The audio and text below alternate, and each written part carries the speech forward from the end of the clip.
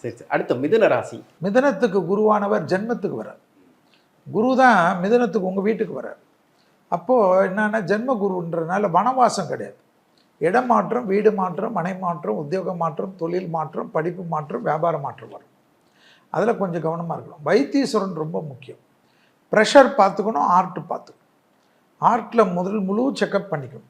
24 வயசான மிதன ராசிக்காரர்கள் கூட என்னை பொறுத்த வரைக்கும் ஒரு மாஸ்டர் செக்கப்.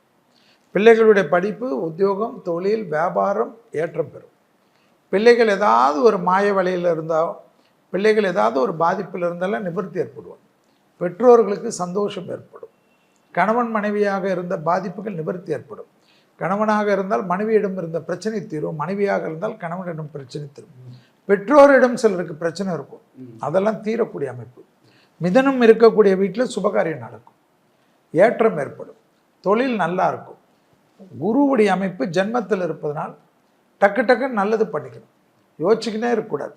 ஆடை ஆபரண சேர்க்கைகள் ஏற்படும். பூர்வ புண்ணிய தோஷம் விலகுகிறது, பிதிரு தோஷம் விலகுகிறது.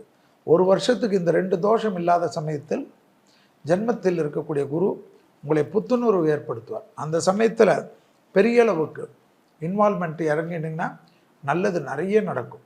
வண்டி வாகனத்தில் மட்டும் வித்தைகள் காட்டாமல் இருப்பது மிக மிக முக்கியம். திருமணத்தெல்லாம் யோசிக்கவே கூடாது. இந்த சமயத்தில் பண்ணலாமா, செட்டில் ஆகிட்டு பண்ணலாமா, அதெல்லாம் செட்டில் ஆகிட்டு ஏன் செட்டில் ஆகுறது. அம்பானியை கேட்டால் கூட நான் இன்னும் செட்டில் ஆகலைன்னு தான் சொல்லுவார். மனம் எப்போவுமே செட்டில் ஆக விடாது. செட்டில் ஆகிறது எப்படின்னா நம்ம உயிர் போன பிறகு தான். ஸோ அது வரைக்கும் இதெல்லாம் யோசிக்காது. இந்த டைமில் கல்யாணம் பண்ணலன்னா இன்னும் கிட்டத்தட்ட 4 வருஷம் தள்ளி போய்டும். அப்புறம் ரொம்ப கஷ்டப்படுவீங்க. சிலருக்கு 40வது கல்யாணம் ஆகிடும். கொஞ்சம் கேர்ஃபுல்லாக பார்த்துக்குங்க. என்னை பொறுத்த வரைக்கும் சுபகாரியத்திற்கு மிதுனத்திற்கு அற்புதமான அமைப்பு.